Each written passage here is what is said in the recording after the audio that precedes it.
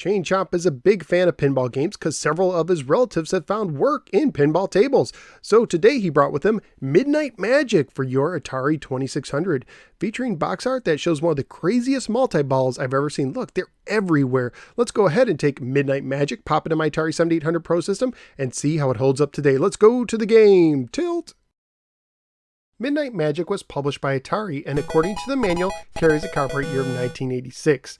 It is based on the early 80s Broederbund computer game David's Midnight Magic, which itself was based on the Williams pinball table Black Knight. But for the 2600 version, the table looks a bit different, and poor David has been left behind.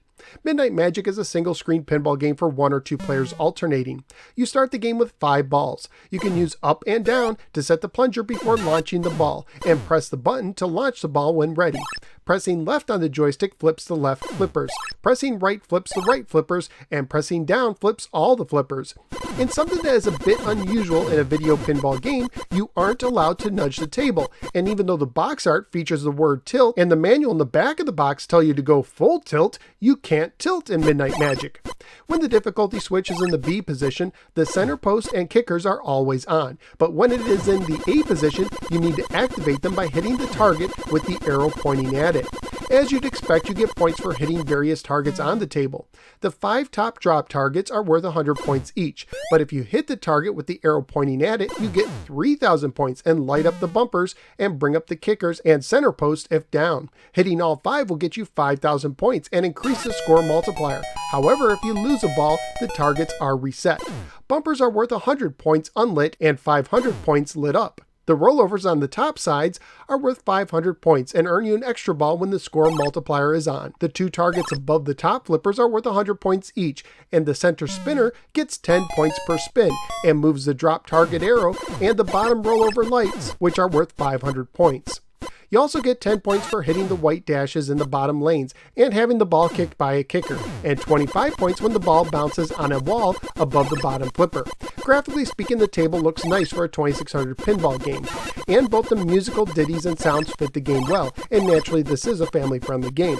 At the time I researched on eBay, loose copies were selling for $5 to $6, complete copies were selling for $11 to $13, and one new copy sold for $16, and all those prices include shipping.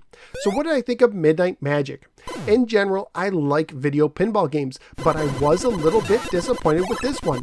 For one thing, it is very difficult to hit the top main targets due to the cluster of bumpers in the center, and unlike several pinball games, I couldn't rest the ball on the flipper to better aim it. But the worst offender in Midnight Magic is the sluggish flippers. I can't recall flippers in a video pinball game that ever responded this slowly, and their tiny size further highlights this issue.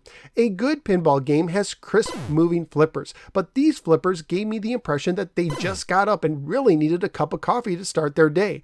I still had some fun because it is a pinball game, but there was definitely the potential for this to be a whole lot better with a little more polish. So where am I going to rank Midnight Magic? Well, sadly, it's going to be somewhat low. I'm talking somewhere in the 60s.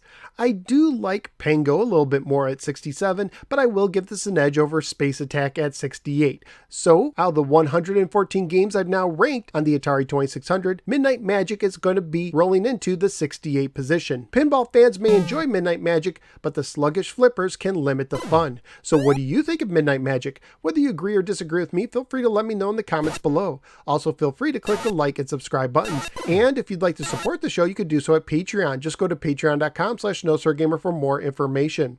You can also follow me both on the Facebook or the Twitter, and I'm a member of the Retro Junkies Network.